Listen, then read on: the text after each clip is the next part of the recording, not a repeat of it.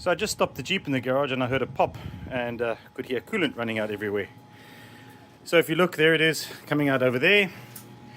And if you look inside over there, you might just be able to see it leaking out over there. So my radiator has just cracked.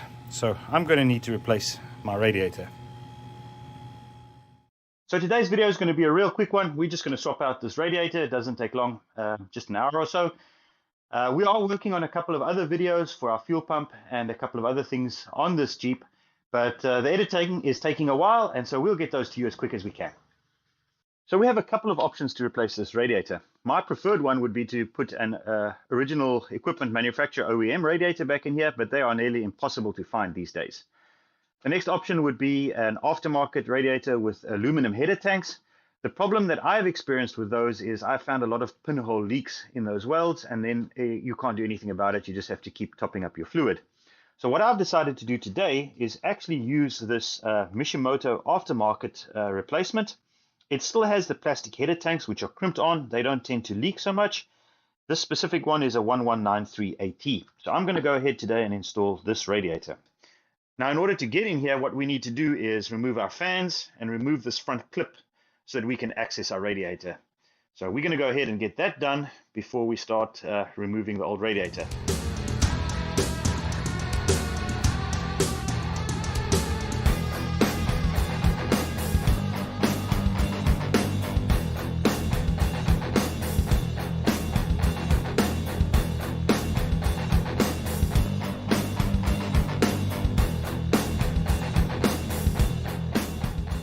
So we decided not to pull the whole front clip. We've just loosened this top plate over here.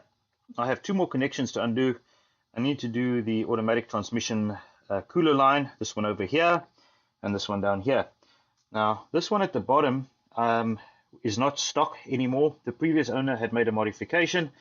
So what I've done is I've made this little brass piece over here with an adapter to a hose barb fitting over there, so I can just easily undo this fitting.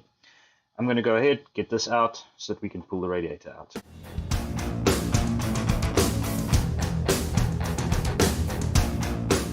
Alright, so we've undone everything now except for the last hose on the transmission, which I can't get my wrenches down there. What I want to do is lift this radiator out and then I'll access that hose. Now getting this out is a little bit fiddly. You've got to watch out for the little brackets and just play around with it a little bit, but eventually it will lift out. So I've undone most of it already. So we can lift it out, and this is that bottom pipe that I was speaking about. So what I'd like to do now is just pop this one off.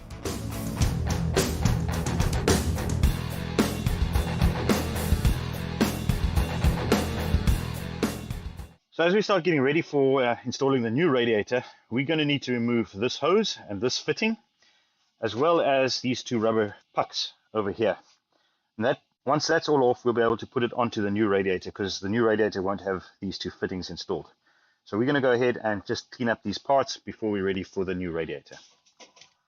All right, and as you can see, this one already has this fitting installed as well as that one. So that's great. We don't even have to go and replace those. Petcock is installed. We do need to put those rubber stoppers on over here. Now, if I take a look at my radiator over here, you'll see that these screws have been cut off.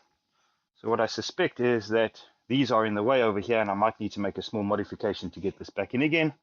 But I'm going to start by moving these rubber stoppers across.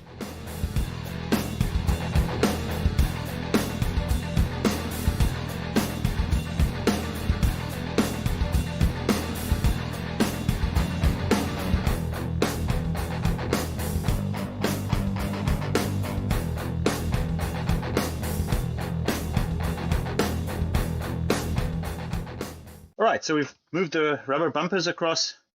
What we're going to do to reinstall the radiator is just follow the exact reverse of what we did to take it out. So we're going to reconnect this hose, set the radiator into position, and then do the rest of the connect-ups.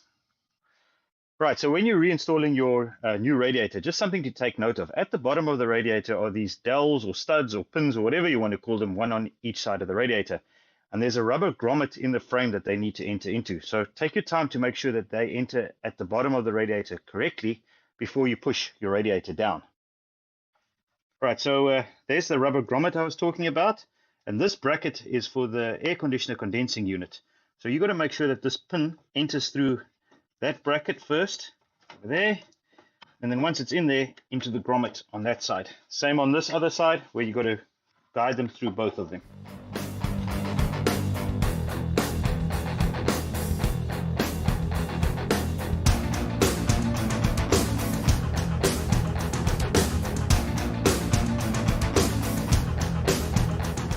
So we've got the new radiator back in again. We've got all the hoses connected, the batteries back in again. I'm going to go ahead and fill up with coolant.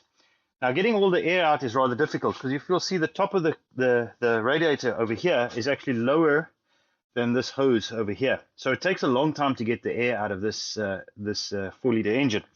What I tend to do is fill this up until it's brimmed over here, and then I'll add a bunch of extra coolant into the overflow tank, and then just take it for a little bit of a warm up. That usually will push the excess air that might be in here into the radiator, out through the overflow and into the surge tank. And the moment it hits the surge tank, it boils through to the top and the air escapes. And then when the engine cools back down, it sucks water back in. So the biggest secret is just to be patient and getting that last little bit of air out, and make sure that your surge tank is full for probably the next couple of weeks as it pushes the last bit of that air back out again. Right, so we've got the engine running now, and you'll see if you look inside of the radiator fill cap over here, as we start pouring the coolant in, you'll start seeing it bubbling. And that's the air that's busy escaping, that's trapped in the engine block. Now we do have a thermostat in here, and so what's happening is that as that air passes through the thermostat, it will bubble out through here, and this will be ongoing for a while.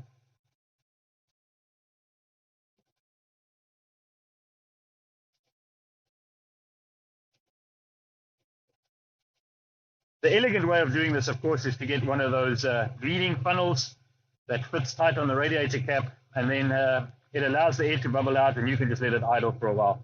But this will be just fine for where the Jeep is at the moment. If you keep watching, you'll start seeing that this level is starting to rise without bubbles coming out. And that's happening because the engine is starting to heat up, so it's time for us to put the radiator cap on now.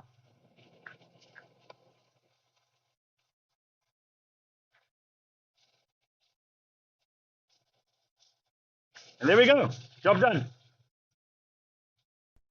So in the ongoing saga of our radiator, the brand new Mishimoto radiator has now cracked. If you look right there, you can actually see the crack on this radiator. So what we're going to do is go ahead and replace it with an all brass radiator. So as you can see, this new all brass radiator has got metal header tanks as well as a brass core.